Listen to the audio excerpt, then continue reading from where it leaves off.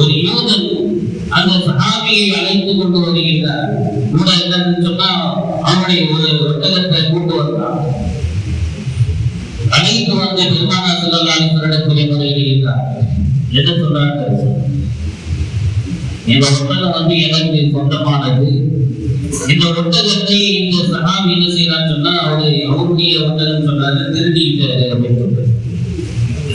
இது என்னுடைய ஒட்டகம். அவர் என்ன செய்யறாரு? அந்த சஹாபி இந்த ஒட்டகத்தை திருடி கொடுக்கிறார். ரசூலுல்லாஹி ஸல்லல்லாஹு அலைஹி வஸல்லம் கேட்கிறார், விசாரணை என்று சொன்னால் சாட்சியின் அடிப்படையில் விசாரிக்கப்படும் அல்லவா? பெருமானார் ஸல்லல்லாஹு அலைஹி வஸல்லம் கேட்கிறாங்க,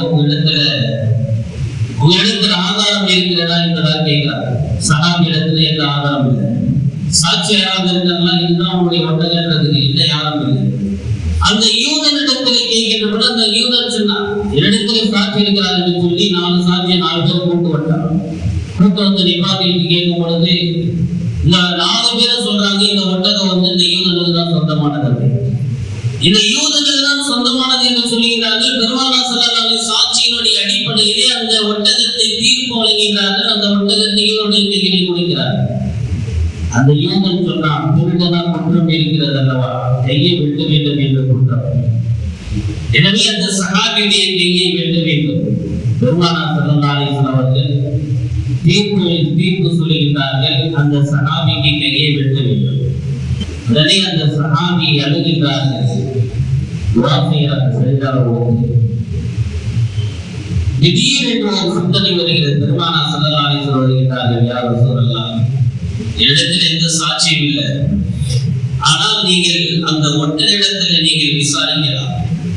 அந்த ஒட்டகத்தில் நீங்கள் விசாரித்தால் அந்த ஒட்டகம் பேசுகின்ற பொழுது யார் என்று சொன்னால் அதை நீங்கள் ஏற்றுக்கொள்ளுங்கள் என்று சொன்னார். உடனே அந்த யூதனிடத்துல போய் சொல்லப்படுது, இந்த ஒட்டகத்துல போய் விசாரிக்க போறோம், இது யாருடைய ஒட்டகம் அப்படின்னு சொல்லி. அவன் சொன்னான், சரி ஒட்டகத்துல விசாரிக்க போறோம், ஒட்டகம் பேச போகிறான். நக்கலாக சிரித்து கொண்டு சொன்னார், கேளுங்க அப்படின்னா.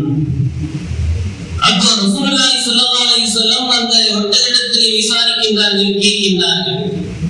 அந்த ஒட்டகம் சொன்னது, நான் யாருக்கு அடிமை என்று சொன்னால் என்னுடைய ஓனர், என்னுடைய எஜமானன், அந்த சஹாபியுடைய பெயரை இந்த ஒட்டகம் அங்கே பேசுகின்றது, சொல்லுகின்றது.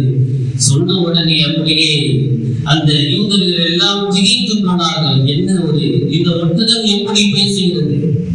நான் இவருக்கு சொந்தமானவர், இவர்கள் எல்லாம் பொய் சொல்லுகிறார்கள் என்று அந்த ஒட்டகம் சொன்னதற்கு பின்னால் பெருமானார் ஸல்லல்லாஹு அலைஹி வஸல்லம் அவர்களை துரத்தி விட்டு அந்த ஒட்டகத்தை அந்த சஹாபியிடத்தில் ஒப்படைக்கிறார்கள்.